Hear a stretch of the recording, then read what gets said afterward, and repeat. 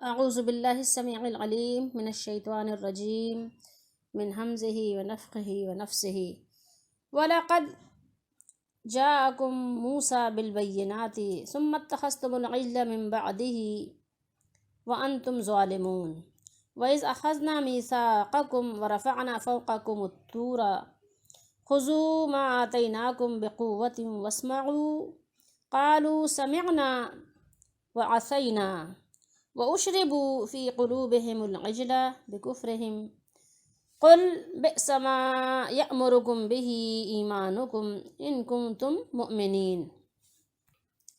اور بے شک تمہارے پاس موسیٰ کھلی نشانیاں لے کر تشریف لائے، پھر تم نے اس کے بعد بچھڑے کو معبود بنا لیا اور تم ظالم تھے۔ اور یاد کرو جب ہم نے تم سے پیمان لیا اور کوہ طور کو تمہارے سروں پر بلند کیا، لو جو ہم تمہیں دیتے ہیں زور سے، زور کا مطلب یہاں پوری قوت سے، اور سنو واسمعوا بولے ہم نے سنا اور نہ مانا، وعصینا یعنی انکار کر دیا ہم نے نہیں مانا۔ اور ان کے دلوں میں بچھڑا رچ رہا تھا، یہاں رچ رہا تھا ترجمہ ہے، ابھی ہم آپ کو بتاتے ہیں اس کا ترجمہ صحیح کیا بنے گا۔ ان کے کفر کے سبب، یہ دیکھ لیجئے سبب کیا بنا تھا، یہ بچھڑا جو ہے ان کو اچھا لگنے کے سبب کیا تھا کہ وہ کفر میں اتنا زیادہ بڑھ گئے تھے۔ جب انسان کفر کرنے لگتا ہے تو اس کو برائی جو ہے وہ اچھی لگنے لگ جاتی ہے۔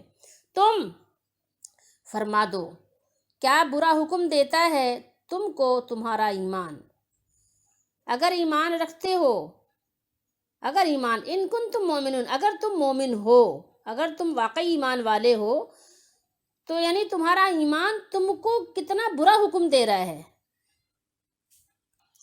اب ہم ترجمہ پڑھیں گے عبدالسلام بن محمد کا، دیکھیے یہاں سے ہے آیت نمبر، اور ترجمہ بھی سنیے۔ کہہ دے پھر اس سے پہلے اللہ کے نبیوں کو کیوں قتل کیا کرتے تھے اگر تم مومن تھے۔ یہ یہاں تھوڑا سا آگے بڑھ گیا ترجمہ، ہم نے یہاں سے پڑھنا ہے ترجمہ، یہ تھوڑا آگے بڑھ گیا۔ اور بلا شبہ یقیناً موسیٰ تمہارے پاس واضح نشانیاں لے کر آئے، پھر تم نے اس کے بعد بچھڑا بنا لیا اور تم ظالم تھے۔ اور جب ہم نے تم سے پختہ عہد لیا اور تمہارے اوپر پہاڑ کو بلند کیا، پکڑو قوت کے ساتھ جو ہم نے تمہیں دیا ہے اور سنو، اور انہوں نے کہا ہم نے سنا اور نہیں مانا، اور ان کے کفر کی وجہ سے ان کے دلوں میں اس بچھڑے کی محبت پلا دی گئی۔ وہ اشربو ہے، ٹھیک ہے، اشربو یہ کیا کہتے ہیں اس کو، یہ مجہول کا صیغہ ہے، ٹھیک ہے۔ کہہ دے بری ہے وہ چیز جس کا حکم تمہیں تمہارا ایمان دیتا ہے اگر تم مومن ہو، اگر تم مومن ہو تو تمہارا ایمان تو تمہیں بہت ہی برا حکم دے رہا ہے۔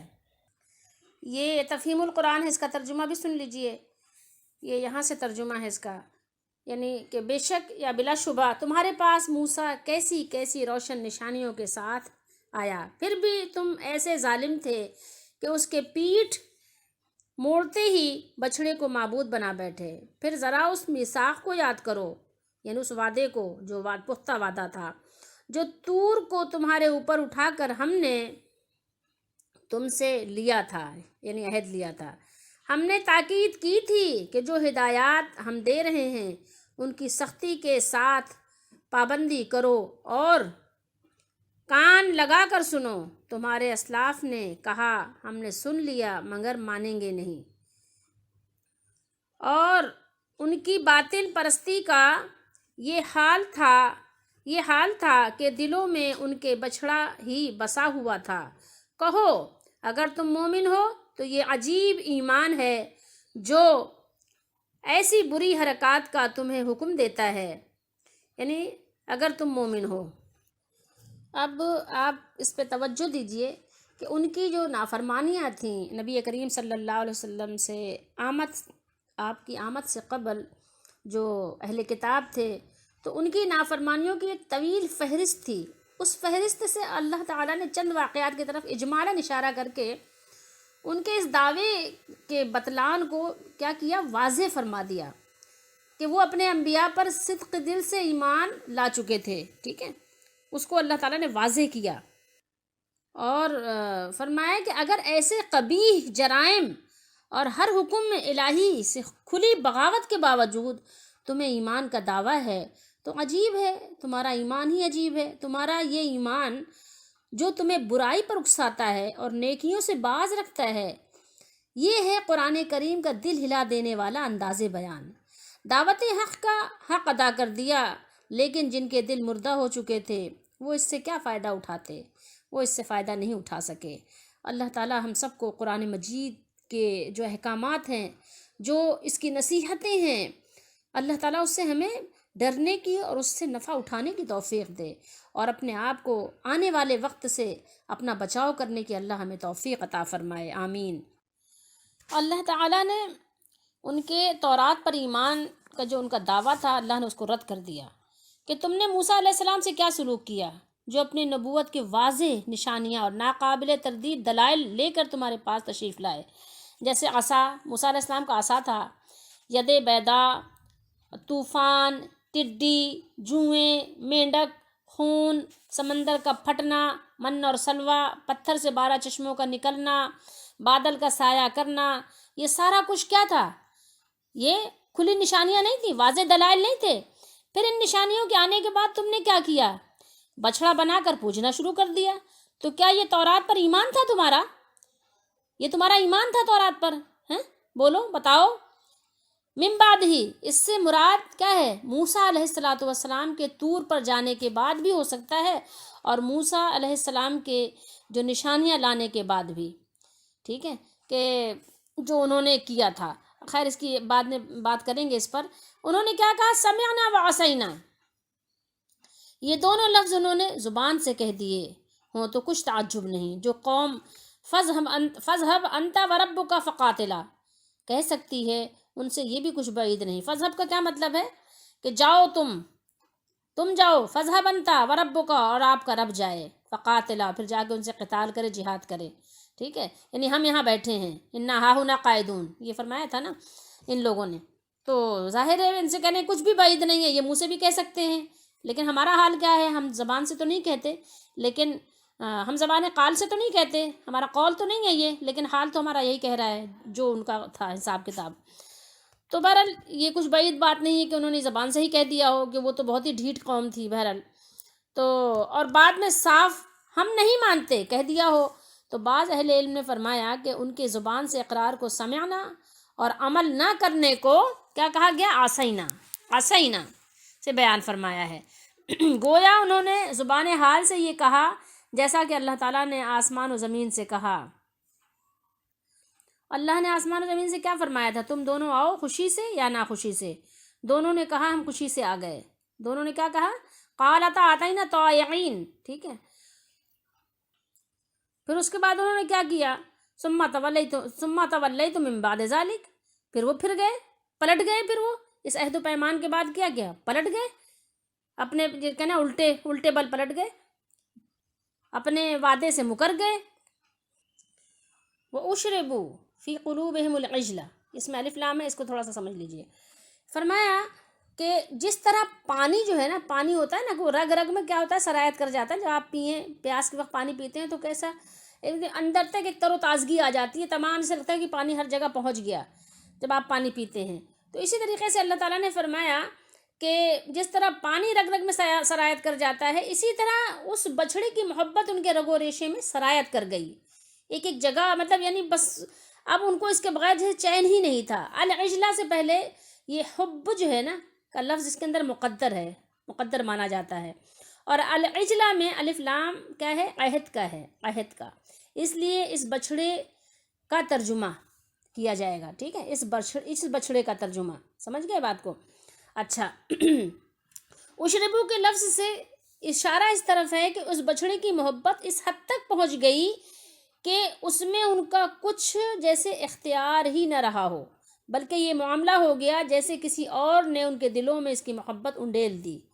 اور ہوا کیوں یہ؟ بکفرہم، فرمایا بکفرہم، ٹھیک ہے، ان کی بچڑے سے اس حد تک محبت اور عبادت بھی کفر تھی، مگر اس کا باعث ان کا سابقہ کفر تھا جس کا ذکر شروع صورت میں آ رہا ہے، ٹھیک ہے۔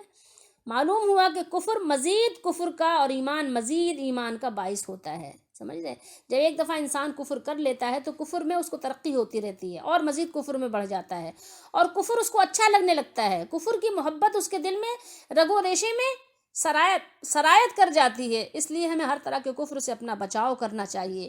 ایک کفر کے بعد انسان دوسرا کفر، ایک جرم کے بعد دوسرا جرم، ایک گناہ کے بعد دوسرا گناہ کرتا چلا جاتا ہے کہ اس کا دل ہی سیاہ ہو جاتا ہے، اس کا دل ہی برباد ہو جاتا ہے، سوچنے سمجھنے کی صلاحیت ہی اس کی مفقود ہو جاتی ہے. یہ جو قل ہے نا، قل کا مطلب تو آپ جانتے ہیں کہ قل کا مطلب ہے کہہ دیجئے. ٹھیک ہے، نبی کریم صلی اللہ علیہ وسلم کو حکم دیا جاتا ہے آپ کہہ دیجئے. انتا ضمیر ہوتی ہے اس کے اندر، امر کا صیغہ ہے. اور یہ دو چیزیں ملی ہوئی ہیں اس کے اندر، ایک ہے بئسا اور ایک ہے یہ ماں. ٹھیک ہے، دونوں کو ملا کے ایک ساتھ لکھ دیا، بئسا ماں یأمرکم. بئسا یعنی برا. ٹھیک ہے، اور ماں یہاں پہ کیا معنی دے رہا ہے؟ ماں کے بہت سارے معنی ہوتے ہیں نا. تو فرمایا کہ آپ صلی اللہ علیہ وآلہ وسلم کہہ دیجئے ان سے کہ کیا ہی برا حکم ہے جو، یعنی کیا ہی برا ہے وہ جو حکم یعنی تم کو دے رہا ہے وہ. ٹھیک ہے، تو یہاں پہ ماں موصولہ بن رہا ہے. ان کنتم مومنین کے بارے میں تھوڑا سا سن لیجئے. ان کنتم مومنین، یہ ان کے اس دعوے پر مزید چوٹ ہے کہ ہم اس پر ایمان رکھتے ہیں جو ہم پر نازل کیا گیا ہے. یعنی حقیقت میں تم تورات پر بھی ایمان نہیں رکھتے، ورنہ تورات پر ایمان تمہیں سمعنا و عصینا کہنے کا اور بچھڑے کی عبادت جیسے صریح شرک کا حکم کیسے دے سکتا ہے؟ اور اگر دیتا ہے تو تمہارا ایمان تمہیں بہت بری باتوں کا حکم دیتا ہے. بہت ہی بری بات ہے وہ جس کا حکم تمہیں تمہارا ایمان دے رہا ہے. تو اس کا مطلب ہے کہ تم ایمان والے نہیں ہو. ایمان برائی کا حکم کبھی بھی نہیں دیتا. ایمان اللہ تعالیٰ سے بغاوت کا حکم کبھی نہیں دیتا. ایمان اللہ تعالیٰ سے کفر کا حکم کبھی نہیں دیتا.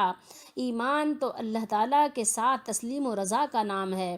اسلام اور ایمان تو اللہ تعالیٰ سے وفا اور فرمانبرداری کا نام ہے.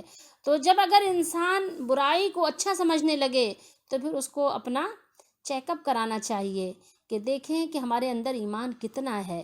ٹھیک ہے، اپنا ٹیسٹ خود کر لینا چاہیے، اپنا جائزہ خود لے لینا چاہیے.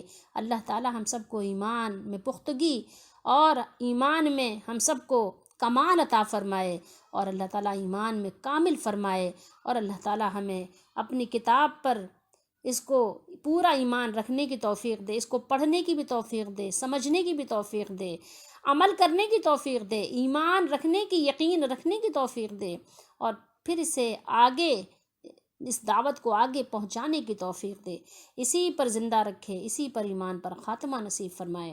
تو قرآن کو پڑھنا، سب سے پہلے تو اس پر ایمان لانا، اس پر یقین کرنا، پھر اس کی جو ہے تعلیمات پر، اس کی تلاوت کر کے اس کی تعلیمات پر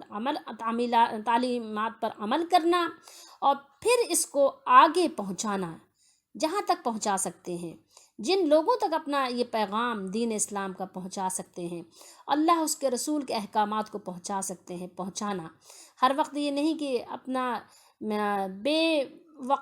یعنی کہنا چاہیے مقصد اور فضول کا وقت اپنا ضائع کریں، اپنا ٹائم ویسٹ کریں. نہیں، یہ وقت ہمارا بہت قیمتی ہے، اس سے فائدہ اٹھائیں، فائدہ حاصل کریں.